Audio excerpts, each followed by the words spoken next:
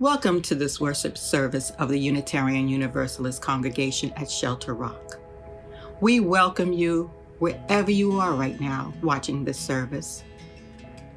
I am Winterflower Robinson.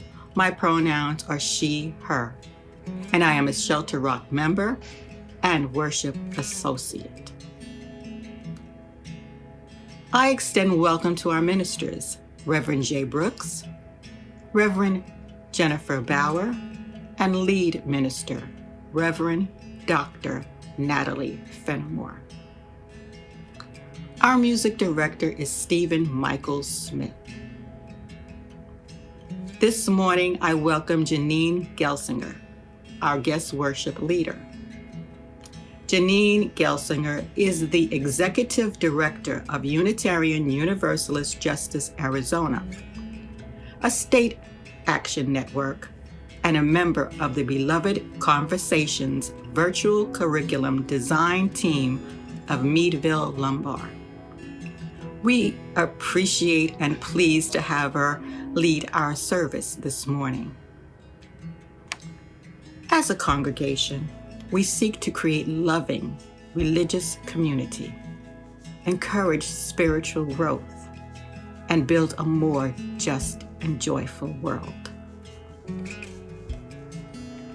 We mark this special time each Sunday morning to restore the balance of our spirit, to celebrate the life and find strength to meet life challenges and sorrows. Everyone is invited to our online coffee hour at 11:45 a.m. to meet new friends and to see the faces of friends we are missing. Let us take this moment to ground ourselves in time and place, hearing the music as a call to quiet the noise and static of daily life and allow the spirit to emerge.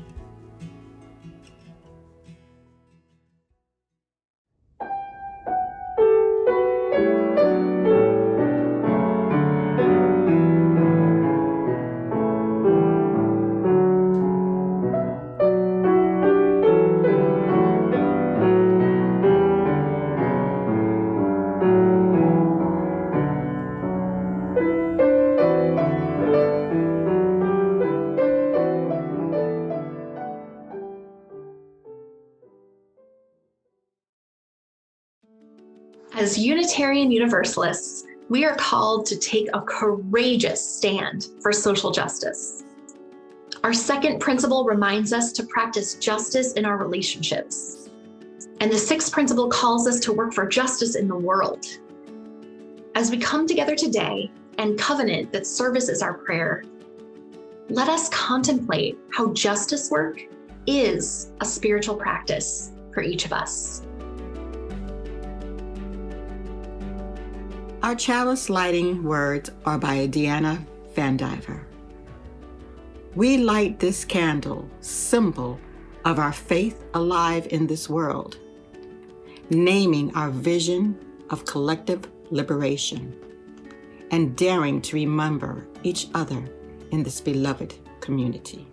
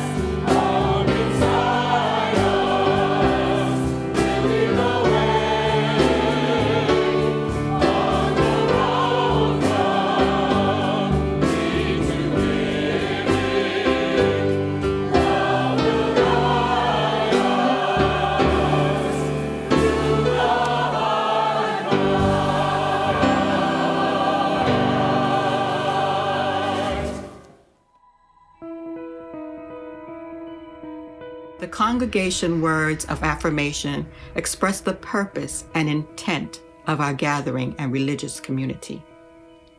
If you are in accord with the words that appear on the screen, please speak them along with me. Love is the doctrine of this congregation. The quest of truth is its sacrament, and service is its prayer. To dwell together in peace, to seek knowledge and freedom, to serve human need. This we affirm and covenant with each other.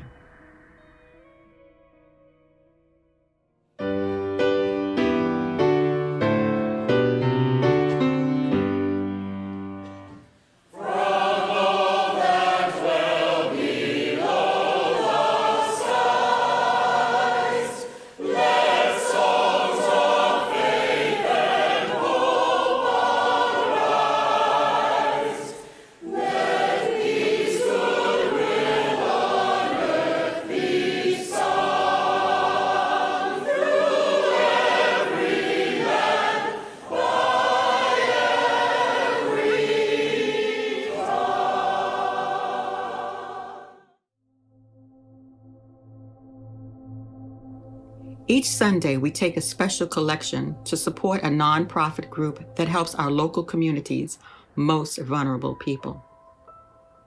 This month and next, donation goes to Upholding Humanity, a Long Island interfaith coalition that is helping to resettle refugees from Afghanistan.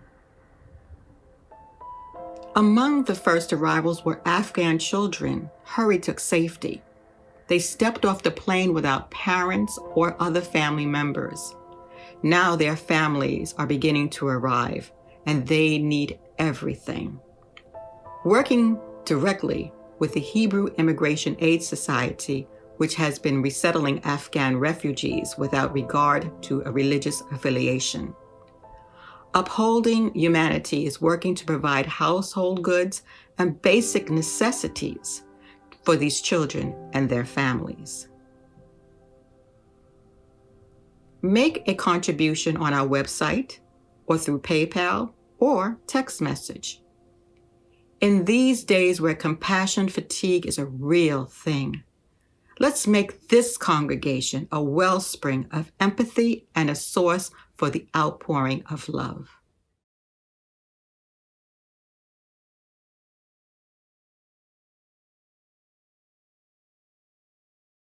Our reading today is from one of my favorite authors, Adrienne Maree Brown, and it's excerpted from a blog post of hers entitled Dancing with Hopelessness.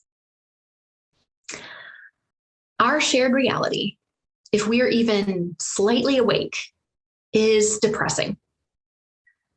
Violence is coming in from every direction all the time, with those in power committed to maintaining and growing power instead of learning to thrive on our miraculous spaceship. If people aren't at least somewhat depressed and disappointed by humanity, well, it's hard for me to trust them. And yet, I am oriented towards solution and towards joy. I can feel myself fighting to lift up and move forward somehow. I am pressed to generate new strategies for moving through emotions that are larger than I know what to do with, larger than any community I'm part of knows how to hold. I love sugar and alcohol and weed as much as anyone, but my spirit has been needing more clarity and space to feel more life. My days are full of new rituals and ancient ones that have me feeling both closer to and further away from humanity at large. Here are some of the small and personal rituals that allow me to be in relationship with my growing hopelessness, to dance in real time with all that is happening. I imagine myself a dragonfly, or an owl, an orca, or a spotted cow, I let myself wander into the experience, flying, chewing, living out in the world, being wild, solitary, communal. We think that reason makes us superior to everything, but when I let myself wander, the experiences of other species, in that I see there's so many ways to live without a focus on death, which seems to be the primary thing that we humans use our reasoning to generate or to avoid. 2, I light candles and I speak into the flames the names of people and places that need light, concepts that need air, the things I need to let go of before the next in-breath, and the things I can't let go of, but today are too heavy. 3, I also tell water what I cannot carry, and then I pour it into bigger water. If I am outside, I find a river, a creek, a lake. Lately, I use my shower in this way too. I imagine it moving over me like a mother soothing a child. I imagine the cloudy heft of sadness moving through the pipes and the systems, droplets into waterfalls, wetlands and deltas into the Gulf of Mexico, into the ocean.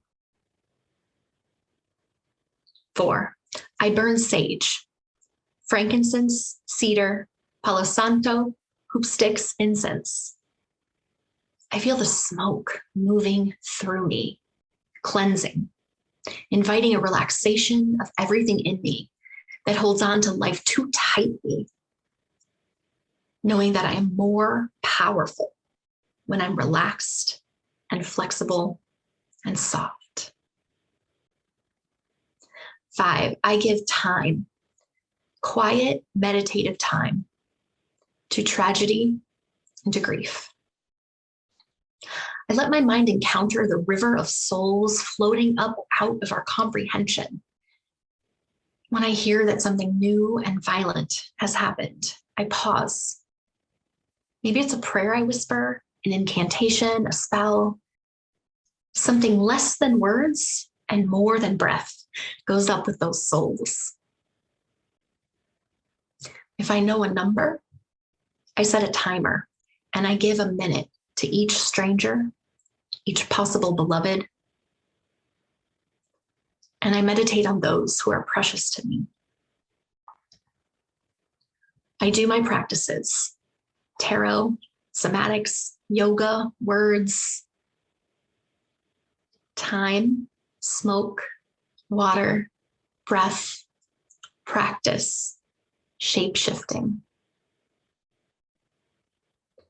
I notice what produces a sense of release, space, and good energy in my system. I listen to healers. I ask permission. I've learned from everywhere, and I hope I will keep learning. I'm weaving together my lineage and my experience into a song that I can move to. I am learning to dance with my hopelessness.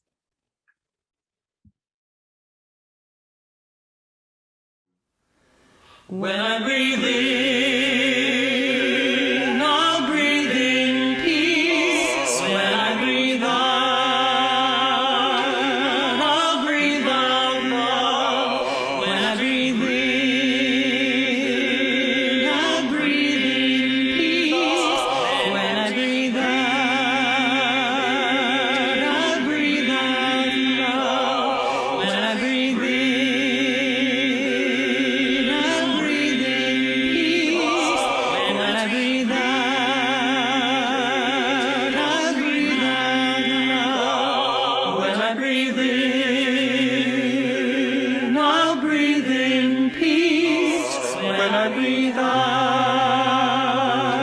I'll breathe out love. When I breathe in,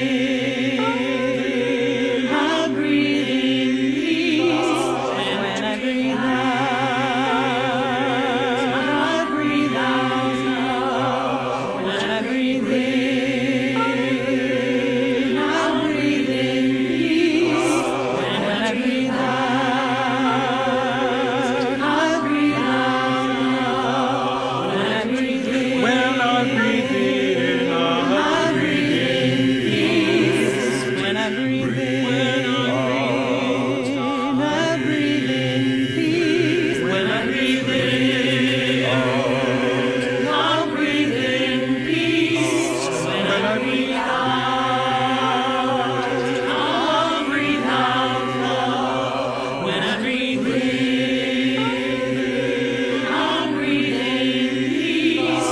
When I breathe out, I'll breathe out love. When I breathe in, I'll breathe in peace.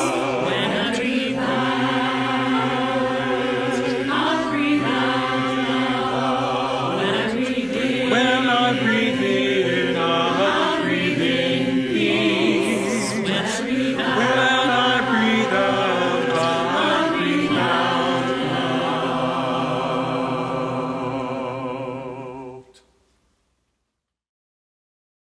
Please join me in silent prayer or meditation with these words by Laura Jean Truman.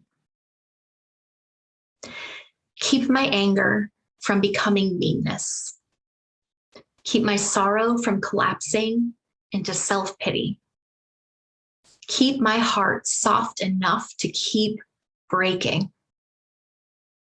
Keep my anger turned towards justice, not cruelty. Remind me that all of this, every bit of it, is for love. Keep me fiercely kind. Hello, Shelter Rock. My name's Janine Gelsinger. I use she, her pronouns, and I'm so honored to be invited to be a guest with you. Some of you I may know from Beloved Conversations Virtual, the curriculum that I wrote along with a team from Meadville Lombard Theological School, the within curriculum and the among curriculum both. And some of you might know me from my work with the Arizona State Action Network, UU Jazz or UU Justice Arizona, where I'm the executive director, and I'm charged with leading Unitarian Universalists in the state of Arizona to put their values into action for justice. Now, I have to tell you that when I was asked to preach here with your congregation, I did something that I always do, in that I got a little nervous and thought about rewriting my sermon. Even though your worship team told me that they saw a sermon similar to this online and they loved it, and even though I thought that the theme of this service really fits in with your living with intention theme, I still questioned it because there's so many things right now, so many things that we're called to speak on. What's happening at the Supreme Court with reproductive justice, and my own senator from Arizona and her involvement with the filibuster, and just so many things happening that would make a wonderful sermon. And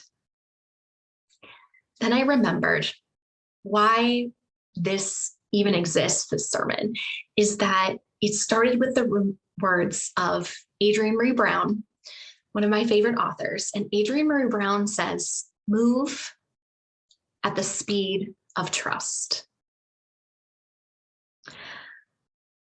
And that means that anytime I'm introduced to a new UU community, the first thing that we have in front of us is to build trust. And now trust doesn't come from me holding up my resume and telling you all the things I've done in the UU universe and before that make me trustworthy, that mean you should listen to what I have to say. And trust doesn't come from recommendations from fancy people about who I am and what I've done. Trust comes from vulnerability. And so I'm hoping today, if I share a little bit about my own vulnerability and model what that means, that you all will remember your own vulnerabilities too. And maybe you can share with each other ways you're feeling vulnerable and stories about your lives. And in that way, we can all come together and build together. Because if there's anything we're going to do together, we first have to start with trust. So in that spirit, I'd like to tell you a story.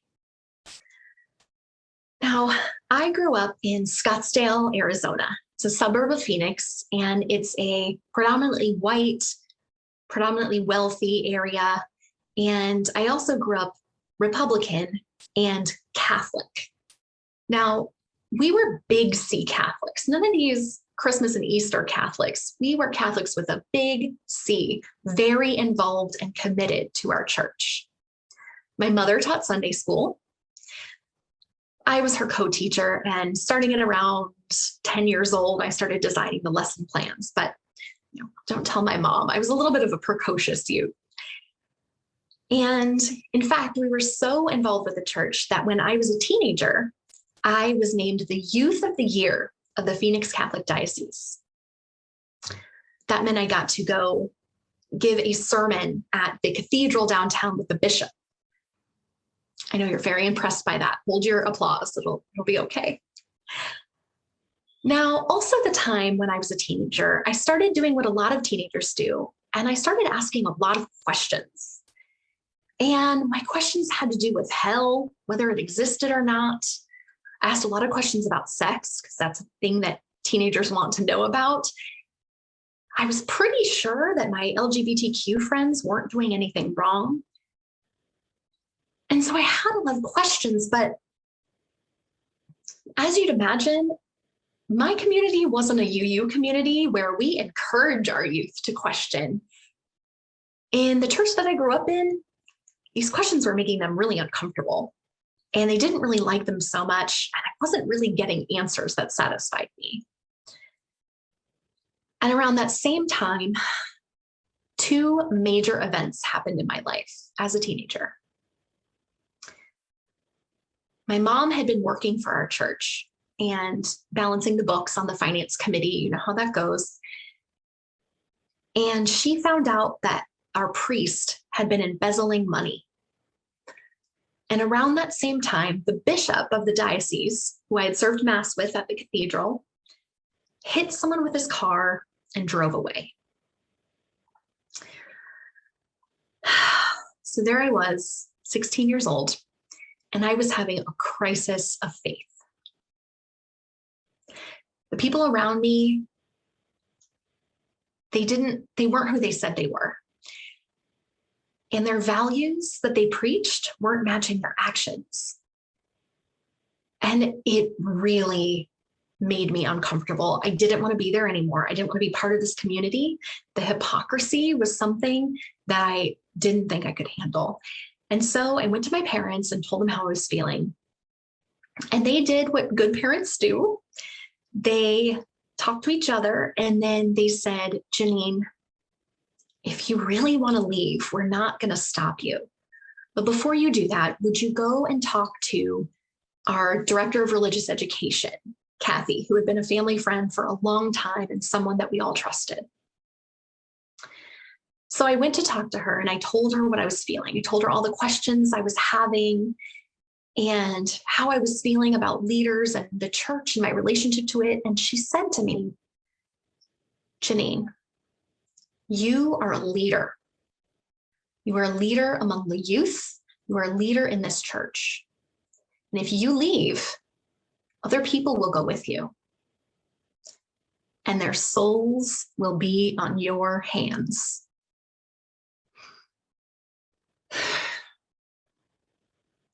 Yes, I know. I can hear you groaning through my Zoom screen. Even at 16 years old, friends, I knew that wasn't right. And so I left. I left the church, and I was happily unchurched for years. And then something happened in my life that changed that. I can bet some of you can guess what that was, right? Yeah, I became a mother. I had a baby, and my daughter Vivian was sick. She was in the NICU, struggling to breathe on a ventilator.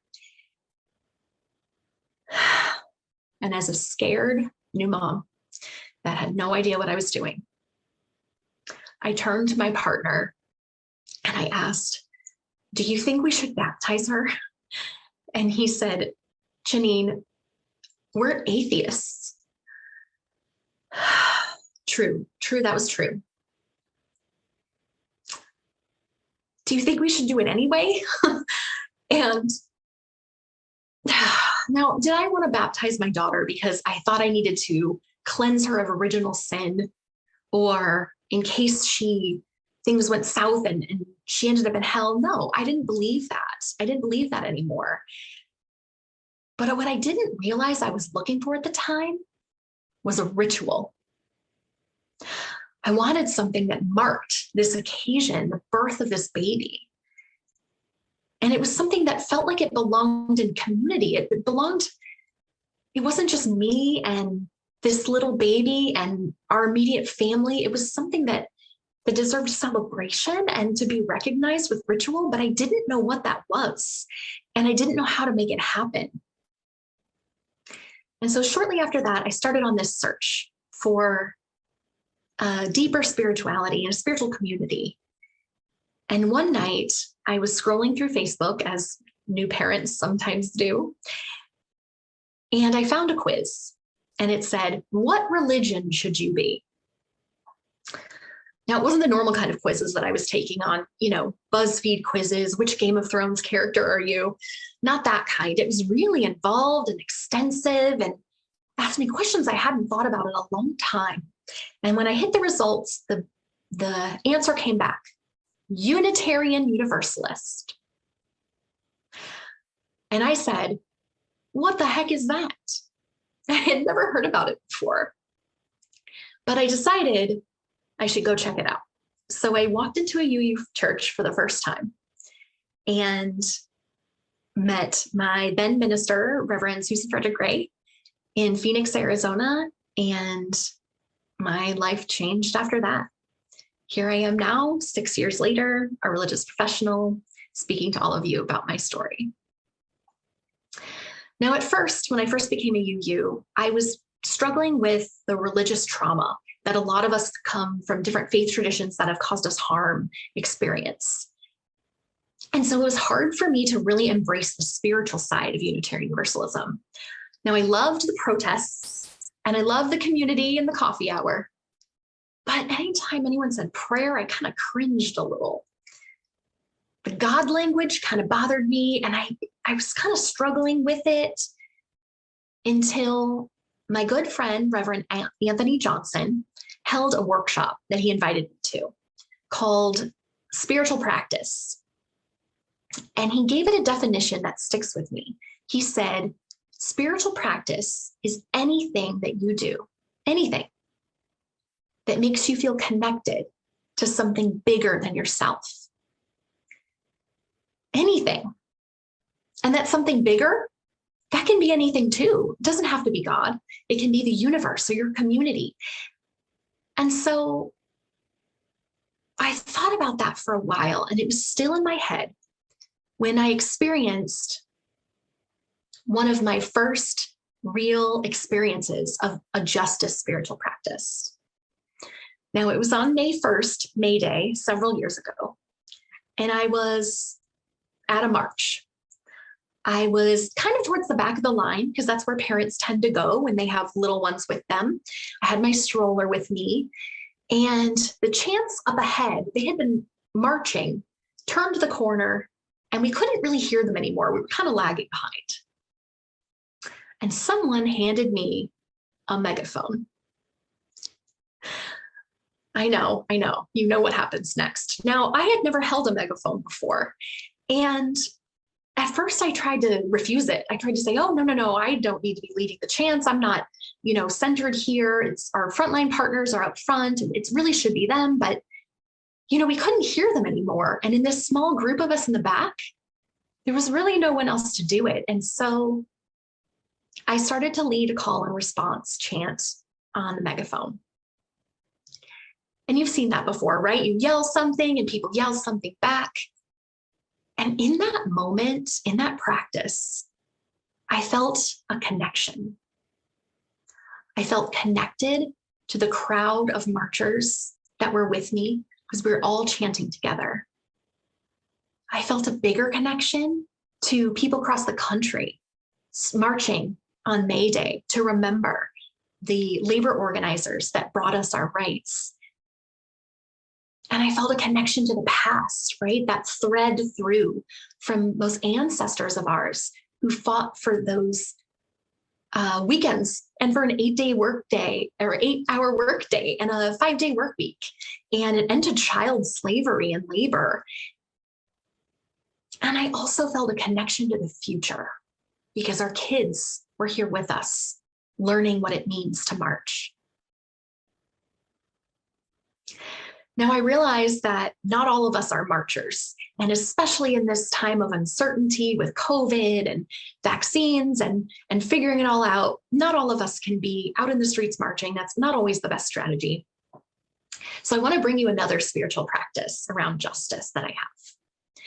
And this one was inspired by my grandmother. Now, growing up, my grandmother got up every morning. She started the coffee first, because we all know that's the most important ritual to start the day. And then she got out her paper, read the paper, and pulled out her rosary. What she was doing was setting a time, intentional time, every day in order to connect her values and her faith. I don't know if it was an accident that she read the paper or not to see what was going on in the news before she prayed. But to me, there was a really beautiful connection between the day's events and her practice of centering her values. Now, don't worry, I'm not going to suggest that you all start doing a rosary. But I was thinking about her practice when I was at General Assembly years ago, and the youth had made a beautiful altar. Now, I hadn't seen a lot of altars in UU congregations, but they made one covered in candles, and it was just gorgeous. And they had a practice of putting things on there that were personal to them. Photos that they had taken with a Polaroid of each other at GA, or little scraps of yarn from things they were knitting, just little personal things that reminded them of what was important to them. And I was thinking about that as I came home and thinking about my grandma. And so I started a justice spiritual practice where in the morning, after I drop my kids off at school and I have a little bit of time to myself, I get out my coffee to remember my grandma, and I get out my altar. You can see part of here behind me. It's a square wooden tray behind my chalice, and everyone in my family is invited to put something on the altar that connects them to what they believe. My children love to put rocks that they find out on nature walks, that special rock you have to bring home in your pocket, or Play-Doh creations that they've made. There's quite a few photos on the altar, especially some of my daughter and my grandmother together. I do have a candle on my altar. It's a Divina candle of Our Lady of Guadalupe, except for her face on mine is AOC. Anything that connects you to something bigger than yourself, right? I get out my altar each morning. I think about my UU values. I read some words that are inspiring to me. And then I pick up my phone and I fill out a petition, send the email, or make the phone call that day. The one thing that will take 5 minutes to my legislators, to city council members, to a friend to invite them to join me at something. I do the one little practice that I can do 5 minutes that day that help me move my values into action. Now, like any practice, this takes time to develop. I can be nervous on the phone. I'm a millennial, so we'd rather do things on an app like order pizza. I get nervous ordering pizza on the phone. But I've come to really treasure this spiritual practice because as you call your legislators more and more often, you get to kind of know who's going to answer the phone, and you get to kind of know the routine. So I know when I call my representative's office, for example, Becca will answer the phone at Greg Stanton's office. She'll ask me what issue I'm calling about. I'll tell her, and then she'll put a tally mark on one side or the other. And at the end of the day, deliver the report about what his constituents are calling about. And I've learned through this practice that when I call about immigration justice, about LGBTQ justice, about voting rights, about all of the issues that are important to me, I know that my tally mark is in the side with less marks. Because you know what? The other side is a lot more organized. And I know that's hard to hear, but they are taking the time every day to call. And I know that I want to be a tally mark on the side of love. I want to be a tally mark on the side of justice. I want to be a tally mark to use my voice for my UU values. Now, listen, it's not an accident. As Adrienne Maree Brown told us earlier, it's not an accident that we're being attacked on all fronts. There are attacks on trans rights, on reproductive rights, on voting rights, on immigration, on racism, all at once. And it's not an accident. The overwhelm you feel is on purpose. It's a specific tactic, and it's meant to make you feel small. People in power use that overwhelm that you feel, that confusion, to prevent you from using your voice, to keep you feeling like your one voice could not possibly matter. But I'm here to tell you today, your voice matters. You matter. Our voices, our power, our UU values, they are world changing. If we can only be brave enough to speak them into the world.